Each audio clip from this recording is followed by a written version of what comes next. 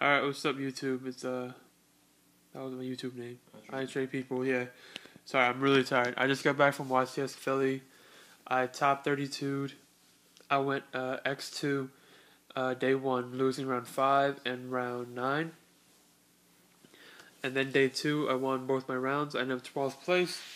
And I lost in top 32 to a George Khan, I believe. I was playing windups, and let me show you my deck list real quick, and then I'll go into my matchups and all that. This video might take a little bit, so here's my deck list first. So it's triple Valor, triple tour guide. I sold my tour guides right after the tournament. Someone offered something really good. It was like $70 each, so I had to take it. Double Magician, Sangan, Spirit Reaper. I met Simon He. I swapped all my windups for foreign ones. Check these out. German Rabbits, Italian Rats, English Hunter, Italian Sharks. Damn, I cannot talk. Gores, Sangan. My spells are Typical Mystical Space Typhoon and Instant Fusion. Instant Fusion is really good because it's the follow-up play for Valor. So you summon Tour Guide, when you put a Shark in hand, like you have the Nut combo, and you go first, you summon Tour Guide, you activate effect, you go effect Valor right away, the safest play possible. Then you go Instant Fusion, and then you make Mighty, get to Magician, and you just go off from there. Double Soul Taker, reason for that is because the deck doesn't plan on drawing the loop every single turn 1. Like, you can't just be that lucky.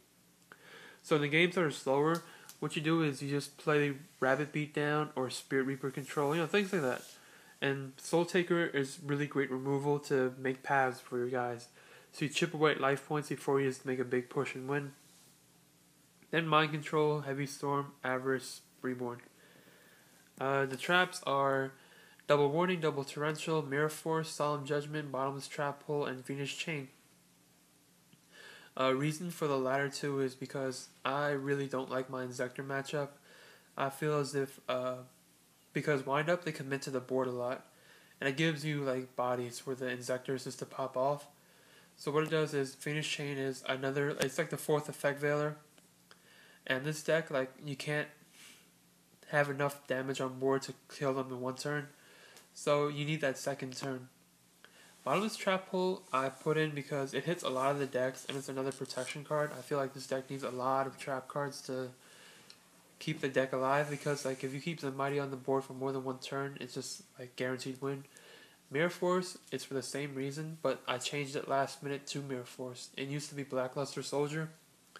As you can see, I play 5 darks, OB, Sangan, Gores, and triple Tour Guide, and I play 3 lights, which are triple Valor. BLS is a great card, but the idea of the deck is, the whole deck is combo pieces. For example, drawing a Rat turn 1 as your only monster is a horrible draw. So imagine drawing Rat with BLS in your hand, like early game. That hand's like unplayable. Because ideally you have how many targets turn 1 you want to play, triple Tour Guide, Rabbit, Sangan, Spirit Reaper, like anything else you want in pairs. So given that reason, I took that card out and I put in Mirror Force just for the consistency and the protection overall. So it's 2 birds with 1 stone. For my Exceed monsters, I borrowed a Steel Sworn Roach, so I gave that one back too. I played Zenmayo, Zenmaines, Utopia Ray, Utopia, Leviathan, Levier, Giga Brilliant, that Dijon guy, Mizo Rhythm or something. Tyrus, Adris, and Flame Ghost, and Triples and Mighty. Oh yeah, these are foreign too, but check it out. They're each a different language. It's French, German, Italian, or yeah. Why didn't you play Acid Golem? Oh yeah, I didn't play Acid Golem because I guess apparently I don't know how to play Acid Golem because every time I make him I lose, literally. And you don't really have a way to kill your own Acid Golem if you're not going for game. And you only usually make Acid Golem to kill a Dolka. So that's why I put the more removal in my deck to handle Dolka. And Acid Golem, it's either to punch per game, or you can just, like in my Snake Case scenario, you can make an advantage play for to build up anyway. But this handles any big bodies that you need to get over anyway. And it lets you special summon, and you don't have like a drawback to it. It's like keeping another Zen Mighty on board. It's a 15 attack monster that has a high benefit if it stays on board for more than 1 turn. My side deck is 1 Prohibition. Prohibition you side deck against like everything. An example would be like Heroes. If you call out an Elemental Hero Neo's Alias, They're literally stuck. They can't switch it with Rhoda, E-Call, Stratos. They can't Miracle Fusion it. They can't Gemini Spark's not dead. Hero Blast can't grab them back. Like, Prohibition works really well with a lot of decks. DD Crow was great. Spirit Reaper, Double Maxi, Double Thunder King was like the MVP. Double Shadow Mirror, Bottomless Trap Hole, Double D Prison, Double Snowman Eater. Usually game 2 against Rabbit, I side out a Shark, Double Magician, a Rabbit, and a couple more dead cards, generic ones, to make a stun variant almost. Not a stun, but so much more like the plant side deck back then.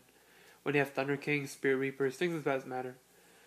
Let me give you a quick run through of my matchups. I'm sorry if I remember or forget anyone.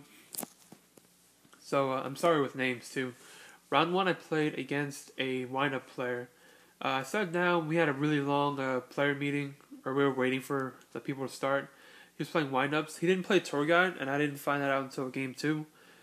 He knew how to play the deck very well as well. Like, he knew what the wind-up combos were, but I think I just had the better advantage. I drew the better hand overall. Do you want me to hold the camera?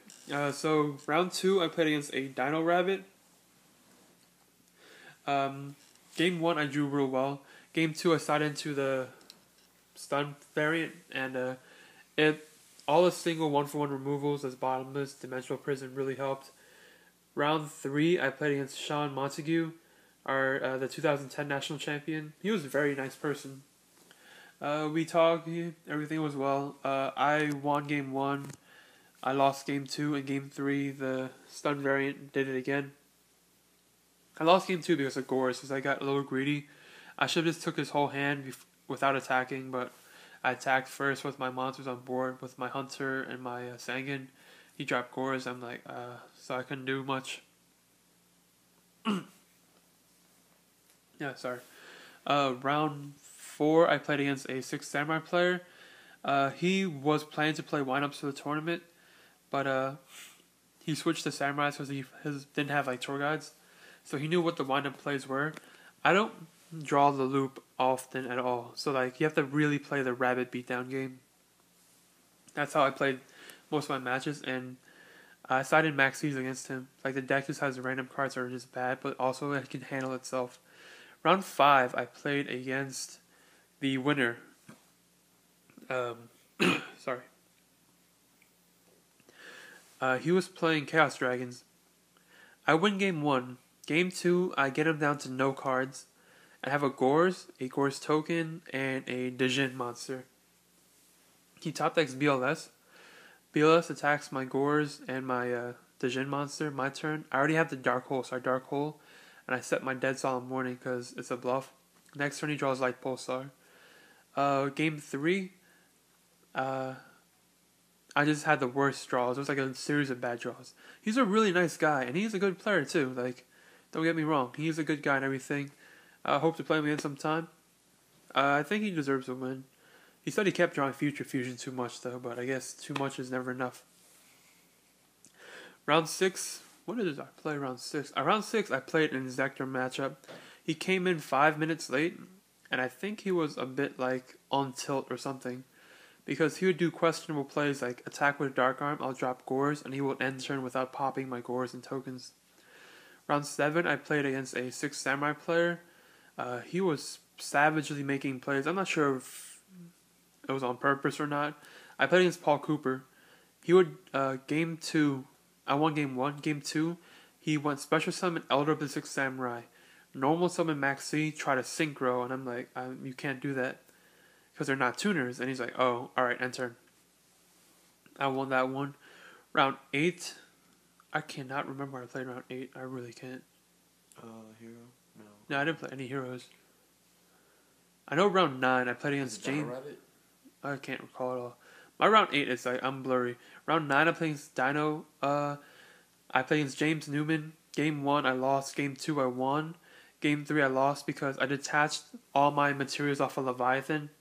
Otherwise, because my Leviathan sat on board for about 3 turns, and I detached all my materials, and I couldn't attack him directly.